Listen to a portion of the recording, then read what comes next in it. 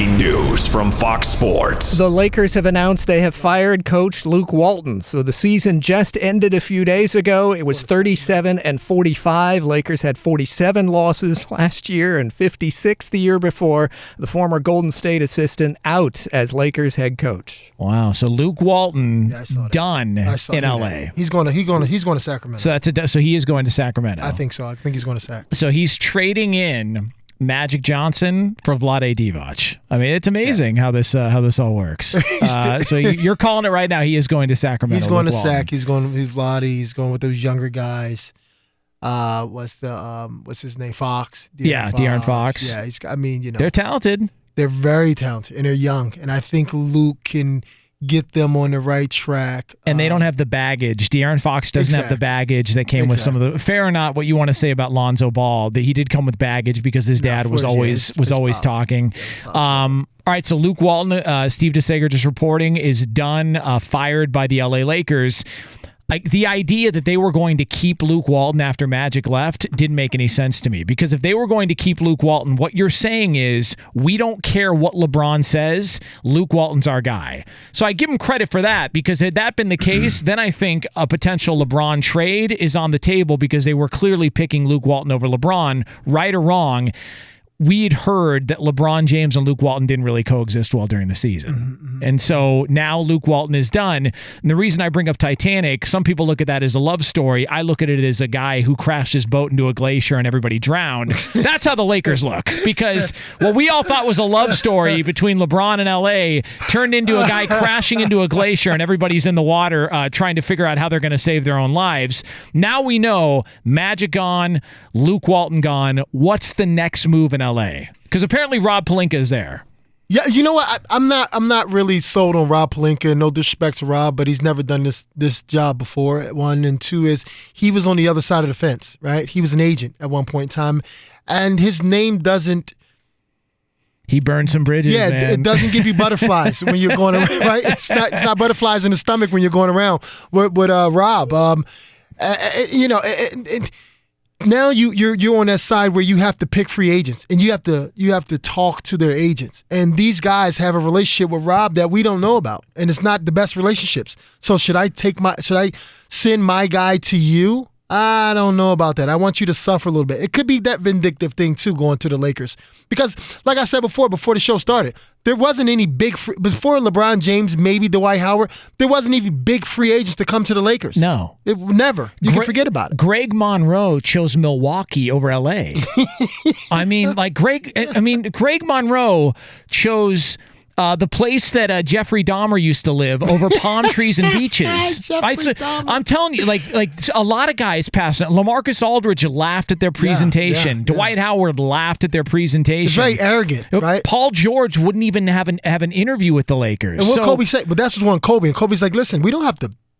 Why would we smooth you? You smooth us. Tell us why you want to be here, because we're the Lakers, and that don't fly. That's an antiquated thought. Yeah. There are more options out there, especially at what a big business the NBA has become. Mm-hmm. I think guys can go anywhere and make money. And I think guys like Paul George, I think they do look at it and go, all right, well, how much further can my dollar go in Oklahoma City than it can go in LA? Right. We live in LA. Place is a ripoff. I just got gas before the show. It was like $90 to fill up my tank. Like, there's a lot to LA that people don't like, and the arrogance that came from Laker fans and all that. I think they've seen this 6 years in a row.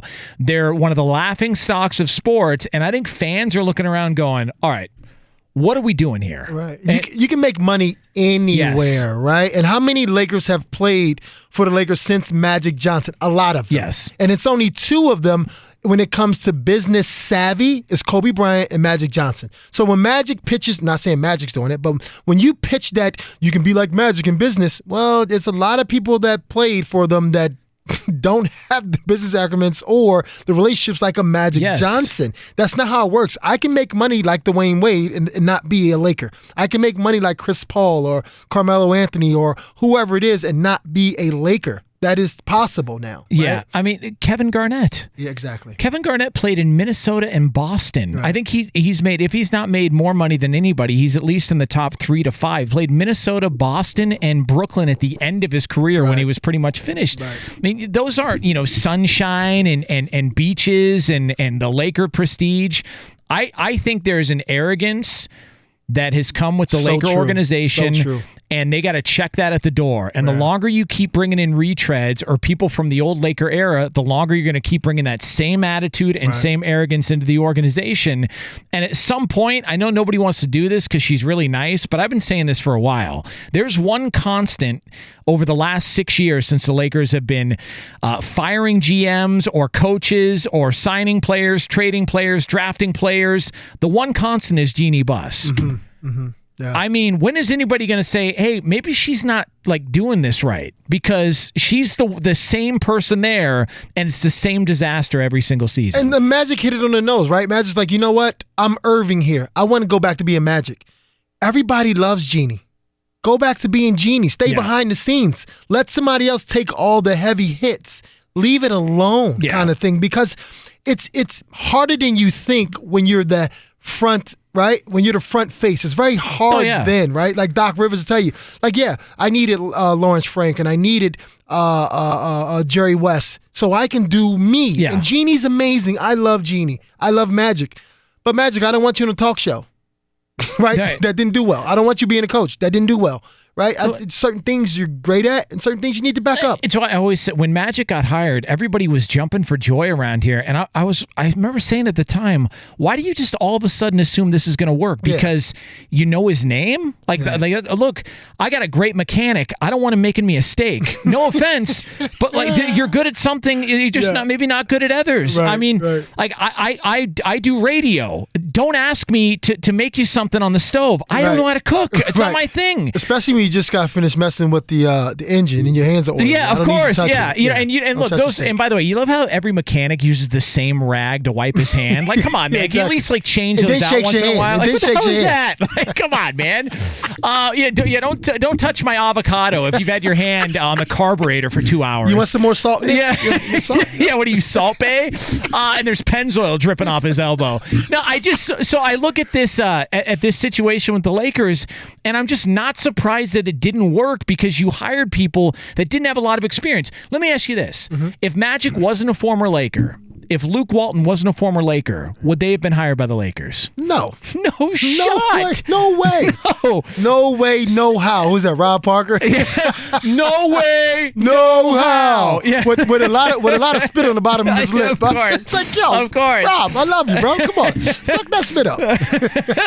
But it just, I see this situation and I go, look, Luke Walton got hired. They never even interviewed anybody else. They picked him and said, no, that's our guy. That's all friendship stuff, right? Yeah. All emotional friendship stuff. Yeah. And so the second you steer away from that sort of an operation that you're running, I think is when the second that you start to turn this thing around in the right direction, because it has not worked. They've tried it over and over and over again. And now in the span of 4 days, the president that she Hired and the head coach are both out of a job after you signed the greatest player in the world. What does that tell you? It didn't work and it wasn't going to work. Could you imagine had they not signed LeBron? Then what are we talking about? You'd be in big trouble. Yeah. So I just, and now Adrian Wojnarowski is saying, Ty Lue is a strong front runner for the Lakers coaching job.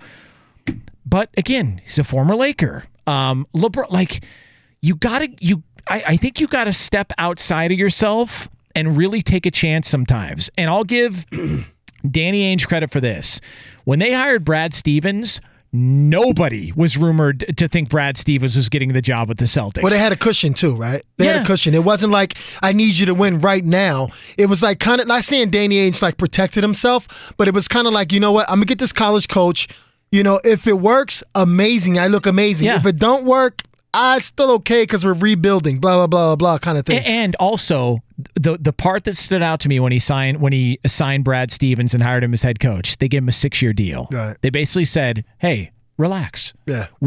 We know this is going to take time, and we'll figure it out together. Right. The Lakers just want home run after home run after home run. Give us a big name. They're the spoiled child. I gave you a Lamborghini at 16. Yes. What are you going to get from there? Right. What are we doing? Right. You see these bar mitzvahs and these 316s, aren't they? What are you doing? Yeah. There's no other big party you can have. Yeah. It's the best. Yeah. I just think that this will be interesting to see what direction they go. Gut feeling, who's another candidate maybe we're not thinking about as the head coach for the Lakers? Somebody you look at and go, that would be a move that I could get behind. You know what's funny? It's I love Ty Lue. I like Mark Jackson a lot. I think he got the short end of the stick. Yeah. Right? I truly think Mark Jackson got the short end of the stick. That's a weird one. Something's up there. Why he hasn't been hired yet? I have no clue why he hasn't been hired again. I have no clue. And then you know what? Juwan Howard. Love Juwan. But you haven't been a head coach yet. Right? Like I don't even know what kind of play calling or if you're the specialist in defense in Miami or I don't know. I haven't been that close to Miami to even know exactly what your expertise is when it comes to things. But again, you have only a short window of LeBron greatness. You better get this right this time. And right now, Ty Lue, I think, is the best fit for you. And I think, what do you call it? David Griff. Dave Griff? Yeah. I think for LeBron right now. Absolutely.